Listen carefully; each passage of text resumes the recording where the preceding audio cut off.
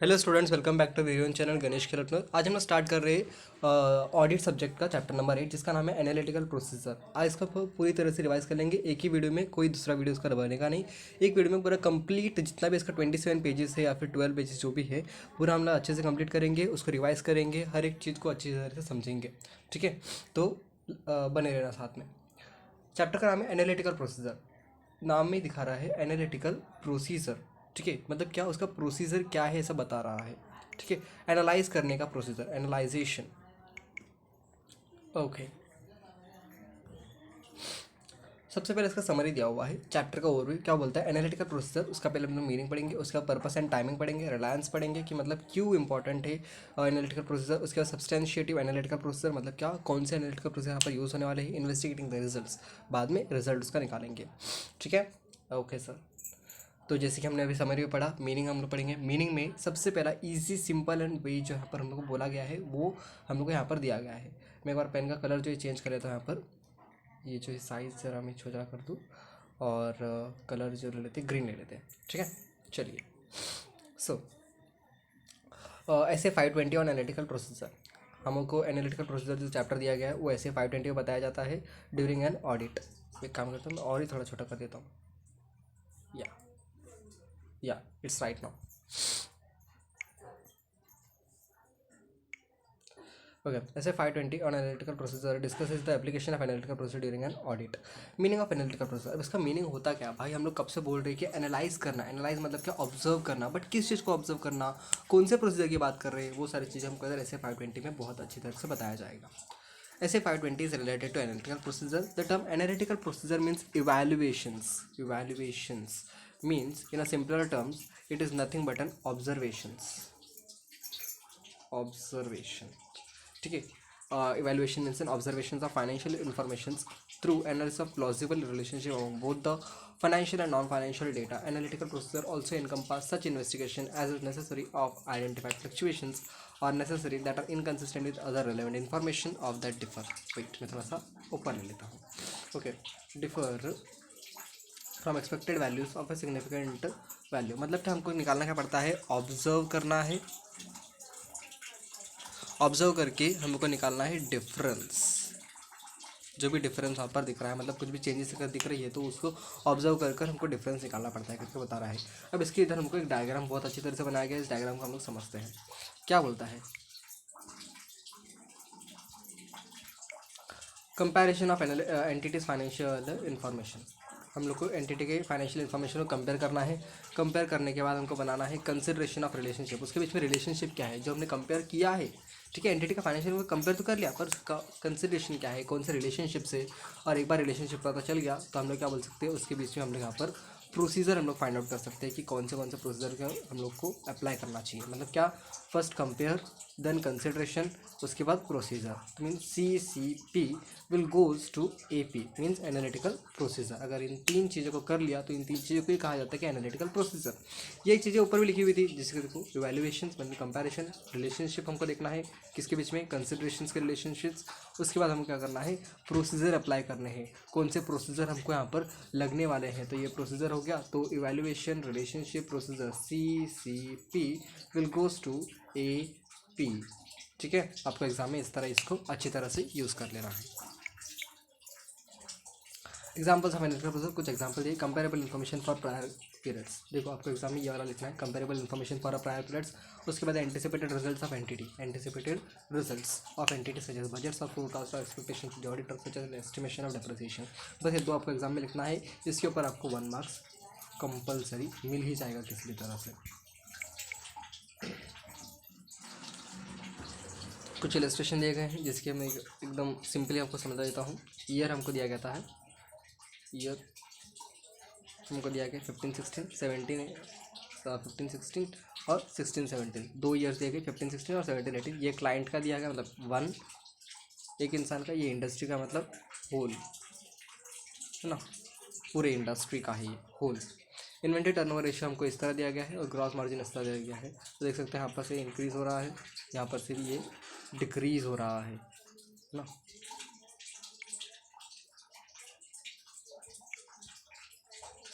ये बढ़ रहा है और ये घट रहा है।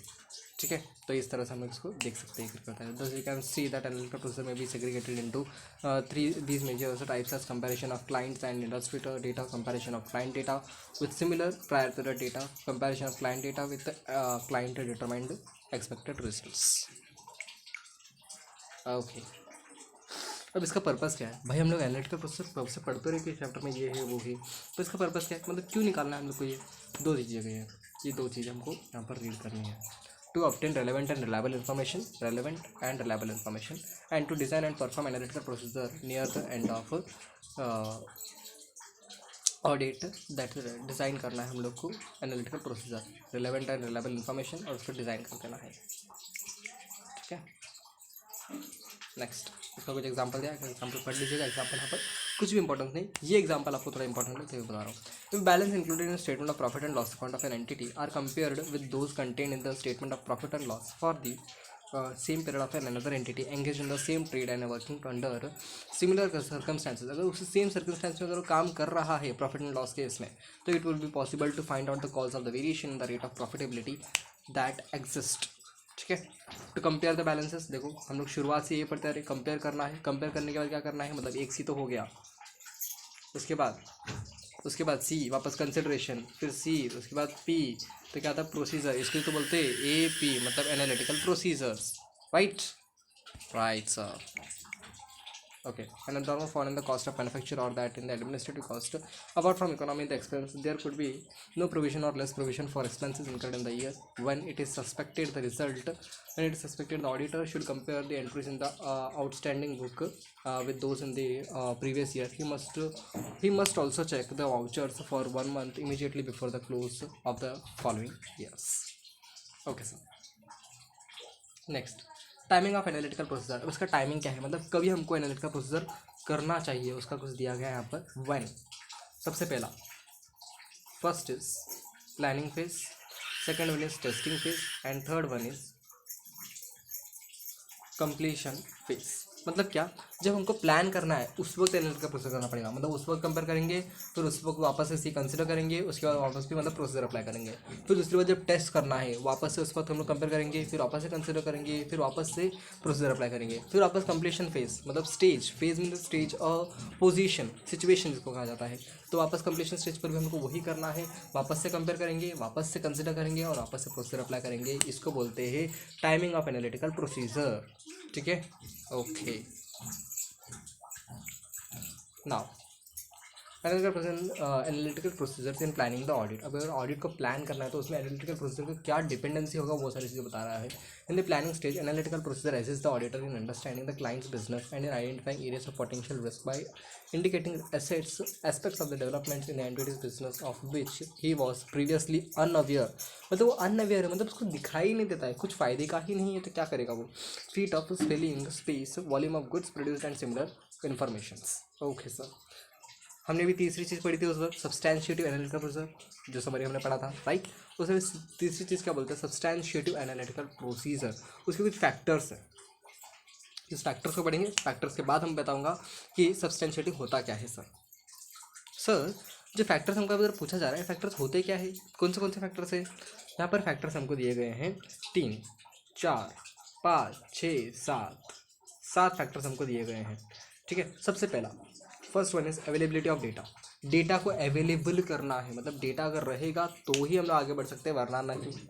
Availability of reliable and relevant data will facilitate effective procedure, समझा। नेक्स्ट है डिसएग्रीगेशन, मतलब एग्री करना नहीं चाहिए। The degree of disaggregation is available data can directly affect the degree of its usefulness in detecting misstatement। अब देखो, कोई अगर इन्फॉर्मेशन हमारे पास है और उसके ऊपर हमारे बहुत सारे मेंबर्स, बहुत सारे ऑडिटर्स क्या बोल रहे हैं कि नहीं हमको ये नहीं चाहिए, उसके ऊपर हम क्या बोल सकते हैं कि यूज़फुल नहीं होगा, हम लोग उसको यूज़ करना ही नहीं चाहेंगे, तो इससे यूज़फुलनेस इन डिटेक्टिंग मिसस्टेटमेंट हमको ये डिग्री जो है कम पड़ जाता है। ठीक है, उससे डायरेक्टली इफेक्ट पड़ता है। अगर बहुत सारे डायरेक्टर्स हमको ये बोले ना कि हाँ भाई ये इन्फॉर्मेशन बहुत अच्छा है, फिर हम लोग क्या करेंगे, उस चीज़ को ज़्यादा महत्व देंगे। तो डिसएग्रीगेशन यहाँ पर बहुत इंपॉर्टेंट फैक्टर है सब्सटेंशिएटिव ऑडिट प्रोसीजर्स के लिए। Now the next factor is account type. Substantiative analytical procedures are more useful for certain types of accounts than from others. income statement account tended to be more predictable because they reflect accumulated transaction over a period, whereas balance sheet accounts represent the net effect of transaction at point in time or are subject to greater management judgment. Next है source, मतलब कहाँ से लाया गया है, और उसके बाद हमको यहाँ पर दिया गया है प्रिडिक्टेबिलिटी. प्रिडिक्टेबिलिटी मतलब क्या, एस्टिमेशन जो हम लोग आगे के तौर पर सोच सकते हैं. Predictable relation one that may reasonable is expected to exist and continue over time. Next assertion of nature, nature of assertion. Assertion क्या होता है, वो एस्टिमेशन हम लोग सोचते हैं, वो एनालिटिकल प्रोसीजर जो हम यहाँ पर अप्लाई करने वाले हैं. Predictive analytical procedure also called as useful data analytics can be used to address completeness, valuation, measurement and occurrence. Next inherent risk और what can go wrong. Inherent risk मतलब ऐसा कुछ रिस्क जो यूज़ तो काम तो कुछ भी नहीं आने वाला, पर भी रिस्क तो हमारे बिजनेस में है ही है. ठीक है, तो वो सारी चीज़ें हो गई. उससे कुछ एग्जांपल दिया गया. One side agreement with respect to revenue recognition has been identified as a significant of fraud risk.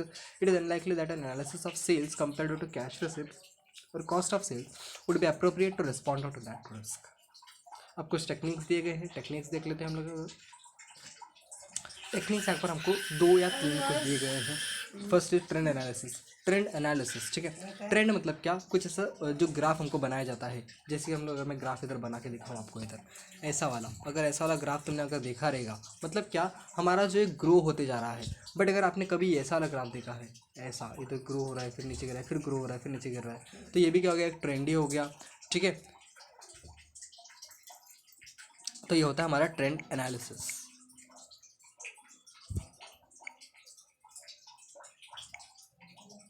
पूरा बिगड़ गया ऐसे कैसे. Next one is ratio analysis. Ratio analysis useful for analysing assets and liability account as well as revenue and expense accounts. मतलब क्या, ratio निकालना है, कुछ नहीं, रेवेन्यू का और एक्सपेंसेस के, कुछ एसेट्स हो गए, लायबिलिटीज हो गए, वो सारी चीज़ें हमको यहाँ पर उन चीज़ों के रिलेशनशिप के लिए हमको एनालाइज करना है, तो हमको रेशियो निकालना पड़ेगा. मतलब सबसे पहला अच्छा रेशियो क्या होता था, 2:1. 2 ऊपर होना चाहिए न्यूमरेटर में और 1 जो होता है न्यूमरेटर में, तो डिनोमिनेटर में, तो फिर वो बहुत एकदम बेस्ट रेशियो माना जाता है. Third one is reasonable test. Reasonableness test. Reasonable मतलब कि responsible. Trend analysis the analytical does not rely और events of prior periods but upon non financial data for audit process under consideration. Next is structural modelling. Structural modelling, modelling of what, of structure. कुछ भी का structure दिया गया, उसका model है, उस model को किस तरह एनालाइज करना है. जैसे कि लीनियर रिग्रेशन हमने बचपन में पढ़ा हुआ है, वो चैप्टर में हम किस तरह करते थे कि करंट पीरियड के एस्टिमेशन का अमाउंट्स को देखते थे, बैलेंस को देखते थे, और हम लोग प्रेडिक्ट करते थे कि हमारा फ्यूचर में कैसे होगा. Right, that is nothing but a linear regression. अब कुछ टेस्ट हमको दिए गए हैं, ये टेस्ट आप पढ़ लीजिएगा. टेस्ट में कुछ भी नहीं दिया गया है, कुछ भी इंपॉर्टेंट नहीं है उसमें. ठीक है, एग्जाम में आज तक नहीं पूछा गया और ना ही पूछा जा सकता है, बट एज पर नॉलेज हमको ये गेन करना बहुत ज़रूरी है. नेक्स्ट है suitability of particular analytical processor for given assertion. देखिए, ये डायग्राम के हिसाब से हम इधर समझ सकते हैं कि हमारा एनालिटिकल प्रोसीजर होता क्या है. First one is filling the audit assurance. Assurance bucket मतलब उसको फाइल करना है, फिल करना है. फिल करना है कैसे फिल करना है, सबसे पहला जो हम लोग फिल करेंगे वो होता है risk assessment procedure. First way will add risk assessment procedure. कौन से प्रोसीजर्स को हम लोग को रिस्क यहाँ पर आ रहा है और किस चीज़ को हमको ऐड करना है, वो सारी चीज़ें देखनी है. Next is test of controls. ठीक है, कंट्रोल्स मतलब कौन से टेस्ट को हम लोग यहाँ पर अप्लाई करना है. उसके बाद तीसरी चीज़ हमारे पास आती है सब्सटेंटिव एनालिटिकल प्रोसीजर. राइट, अब आप यहाँ देख सकते हो, यहाँ पर लेफ्ट साइड में हमको दिया गया सब्सटेंशिएटिव एनालिटिकल प्रोसीजर और राइट साइड में भी दिया गया सब्सटेंशिएटिव एनालिटिकल प्रोसीजर. देखो, हम लोग को रिस्क तो कभी भी कम ही रहेगा. ठीक है, अगर ज़्यादा भी रहा पर उससे ज़्यादा हमारा असेट्स रहेंगे. राइट, तो यही वाले वो सब्सटेंशिएटिव एनालिटिकल प्रोसीजर बता रहा है. और उससे पहला हमको ये जो डायग्राम का नाम है, डायग्राम का नाम is nothing but filing the assurance bucket. Assurance के कितना एश्योरेंस हमको मिल रहा है, वो सारी चीज़ें हमें आपको दिखाता है. Next is fifth one is extent of reliance on analytical procedures. कौन से, किस एक्सटेंट तक, मतलब कहाँ तक हम लोग अपने रिलायंस को बदल सकते हैं, छोड़ सकते हैं करके बता रहा है. Source of the information available. For example, information can be more reliable when it is obtained for independent sources outside the entity. Comparability of information available. For example, broad industry data may need to be supplemented to be comparable to that of an entity that produces and sells specialized products. ठीक है, ये सारी चीज़ हमको extent है, मतलब यहाँ तक हम लोग अपना कर सकते हैं। Now sixth term is risk of material misstatement. Material misstatement, material मतलब एकदम मैक्सिमम अमाउंट जो ऐसा अफेक्ट कर सकता है हमारे फाइनेंशियल स्टेटमेंट्स को। और मटेरियल क्या, मटेरियल मिस स्टेटमेंट्स मतलब मिस स्टेटमेंट मतलब क्या, कुछ ऐसे स्टेटमेंट्स, कुछ ऐसे हमारे शब्द जो हमारे सेंटेंस में हमने बोले गए हैं उस पर अगर कुछ भी अगर मिस्टेक रहा तो उसको कहा जाता है मिस स्टेटमेंट्स। अब वो जो मटेरियल थिंग्स है उनके मिस स्टेटमेंट से हमारा क्या रिस्क का फैक्टर इधर आ सकता है, वो सारी चीज़ें हमको कुछ इधर बताई गई है। First one, the accuracy with which the expected results of substantiated analytical procedure can be predicted. ऐसे कितना एक्यूरेसी होगा, कितना एक्यूरेट अमाउंट हो सकता है जिससे हमारा एक्सपेक्टेड रिजल्ट जो यहाँ पर प्रिडिक्ट होगा।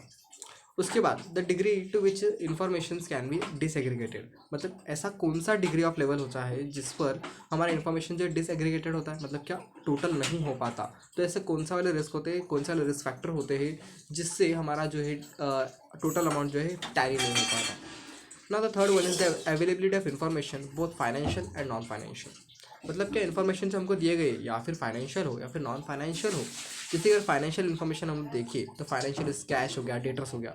बट अगर नॉन फाइनेंशियल देखें जैसे शेयर्स हो गए और या फिर एसेट साइड में अगर देखें तो हमारे कुछ इन्वेस्टमेंट्स हो गए, राइट, वो ये क्या बोल सकते हैं लैंड एंड बिल्डिंग हो गया, ये सारी चीज़ें हमारी फाइनेंशियल नहीं होती है। तो उन सारी इन्फॉर्मेशन को भी प्रिडिक्ट करने के लिए हमको रिस्क फैक्टर जो है कंपेयर करना पड़ता है। Seventh term is investigating results of analytical procedures. हम लोग को रिजल्ट्स को जो है इन्वेस्टिगेट करना पड़ता है कि राइट यार ये मतलब ये करना चाहिए नहीं करना चाहिए जो भी है, तो इन्वेस्टिगेशन करना। बट हमने ऑडिट में तो पहले ही पढ़ लिया था कि सर ऑडिट जो होता है इन्वेस्टिगेशन नहीं होता, it's not an official investigation, right, it's just an examination of financial statement, वो भी इंडिपेंडेंट एग्जामिनेशन, राइट। तो एग्जामिनेशन किधर, इन्वेस्टिगेशन किधर, बट यहाँ पर तो हमको दिया गया इन्वेस्टिगेशन रिजल्ट्स। तो यहाँ पर कुछ अलग दिया गया है क्या सर? तो नहीं बच्चों, ऐसा कुछ नहीं दिया गया है। यहाँ पर हमको एक ऐसे का कोटिंग दिया गया है SA 520। What is SA 520? Identifying fluctuations और relationship that are inconsistent with other relevant information. कुछ अगर हमको इन्फॉर्मेशन दिया गया है उसके कुछ हमको फ्लक्चुएशंस अगर देखने हैं तो वो कहाँ देख सकते हैं, हम लोग SA 520 के थ्रू देख सकते हैं। Enquiring of management and obtaining appropriate audit evidence. हमको कुछ अगर इंक्वायर करना है फिर मैनेजमेंट से अप्रोप्रिएट ऑडिट एविडेंस लेना है तो फिर हम यहाँ पर ले सकते हैं करके बता रहा है। Next second one is performing audit procedures as necessary in the circumstances. भले कोई भी सर्कमस्टेंस हो उस केस में हम लोग को परफॉर्मेंस अगर देखना है, ऑडिट प्रोसीजर अगर परफॉर्म करना है तो कौन से नेसेसरी प्रोसीजर हमको यहाँ पर अप्लाई करने चाहिए, वो सारी चीज़ें यहाँ पर बताई जाती है। ओके, नेक्स्ट 8th वन आपको दिया गया है एनालिटिकल प्रोसीजर दैट एग्जिस्ट, मतलब एग्जिस्ट मतलब क्या, हेल्प एश्योरेंस जो दिया जाता है when forming an overall conclusion. अगर हमको कोई भी कंक्लूजन ऑडिट करना है, अब देखो हमने यहाँ पर ऑब्जर्व तो कर लिया, कंसिडर भी कर लिया, फिर प्रोसीजर भी अप्लाई कर लिया, उसके बाद हमको बताना तो पड़ेगा कि हम लोग ऑब्जर्व किया क्या है। ऑब्जर्व करके हमने अपना अगर कुछ एस्टिमेशन निकाल दिया तो एस्टिमेशन बताना भी तो पड़ेगा ना अपने बोर्ड ऑफ डायरेक्टर्स को या फिर अपने ऑडिटर्स को, जो भी उधर की मैनेजर पर्सन है उनको बताना पड़ेगा कि राइट यार देखो ऐसे ऐसा कुछ आया है, ऐसे कंक्लूजन हमने बनाया हुआ है, ऐसा एडवाइस हम देना चाहते हैं, ऐसा सजेशन हम देना चाहते हैं, राइट। तो उसके बोला जाता है कंक्लूजन देना, overall conclusion drawn from the results of analytical procedures design and performed in accordance with are intended to corroborate inclusions formed during the audit of individual components or elements of the financial statements that assist the auditor to draw reasonable conclusions on which to base the auditor's opinion. Okay, 9th point is given, that is consideration specific to public sector entities. कुछ consideration ऐसे भी होते हैं जो हमको public sector entities से ही मिलते हैं, वरना वो और कहीं हमको मिला नहीं जाता, ठीक है। जैसे कि the relationship between individual financial statements items traditionally considered in the audit of financial business entities may not always be relevant in the audit of government or other non-business public sector entities. For example, in many public sector entities, there may be little direct relationship between revenue and expenditure. In addition, because expenditures on the acquisition of assets may not be capitalized, there may be no relationship between expenditure on, for example, inventories and fixed assets, and the amount of those assets reported in the financial statements. Also, industry data or statistics for comparative purposes may not be available in the public sector. However, other relationship may be relevant. For example, variations in the cost per kilometer of road construction or the nature of vehicles acquired compared with vehicles retired. यहाँ पर कुछ example दिए गए थे, उस example के through हमने आपको समझा भी दिया कि पब्लिक सेक्टर यूनिट्स पर हम कौन से कंसिडरेशन लेने चाहिए, कौन से नहीं लेने चाहिए, राइट। तो यहाँ पर हमारा जो चैप्टर था एनालिटिकल प्रोसीजर जो कि डिपेंड था ऐसे 520 पर, वो कंप्लीट होता है। अगर आपको इस चैप्टर में कुछ भी डाउट आता है या फिर कुछ भी मतलब आपको ऐसा लगता है कि नहीं यार ये मुझे करना चाहिए था वरना कहीं ना कहीं गलत हो सकता है, तो आप मुझे बता सकते हैं। मुझे प्लीज़ कमेंट बॉक्स में बता दीजिएगा कि ये वाला कंटेंट जो है मैंने नहीं कराया है। नहीं कराने की वजह से अगर आपको ऐसा लगता है कि इफेक्ट पड़ेगा हमारे एग्ज़ाम पर तो ही बोलिएगा, क्योंकि मैंने अपने हिसाब से बहुत कुछ अच्छे से करा दिया है। जो पॉइंट्स मैंने इधर छुड़ाए मतलब समझ जाना कि वो एग्ज़ाम में नहीं आने वाला है, क्योंकि मैंने पास्ट एग्ज़ाम पेपर्स को देखे हैं, उसके एनालिसिस किए हैं, उस एनालिसिस के बाद ही मैंने यहाँ पर आपको पढ़ाया है। ठीक है। और अगर कुछ कॉन्सेप्ट में अगर जो मैंने पढ़ा है अगर उसमें कुछ डाउट आता है तो प्लीज़ मुझे वो भी कमेंट बॉक्स में ज़रूर लिख के बताइएगा। आप मुझे इंस्टाग्राम पे भी वैसे फॉलो कर सकते हैं, वो आपको डिस्क्रिप्शन बॉक्स में मिल जाएगा कि मुझे कैसे फॉलो करना है। टेलीग्राम चैनल भी आप ज्वाइन कर सकते हैं, वो भी मैं आपको डिस्क्रिप्शन बॉक्स में दे दूँगा। अगर आपको मेरे प्रीवियस कुछ वीडियोस देखने हैं तो उसके प्लेलिस्ट उधर पड़े हुए हैं मेरे चैनल पर, आप वो भी देख सकते हैं, रेफर कर सकते हैं। बहुत अच्छा वैसे मैंने पढ़ाया है। अगर आपको मेरा टीचिंग स्टाइल अच्छा लगता है तो प्लीज़ इस वीडियो को लाइक कर दीजिएगा और अपने फ्रेंड्स के साथ भी शेयर कर दीजिएगा ताकि उनका भी कुछ ना कुछ भला हो जाए। राइट। और लाइक करने से क्या होता है, एंगेजमेंट बढ़ता है तो चैनल ग्रो जल्दी होता है। And thank you guys. अगर आपको अच्छा लगा तो सब्सक्राइब जरूर कर दिएगा मेरे चैनल को। ठीक है। Thank you.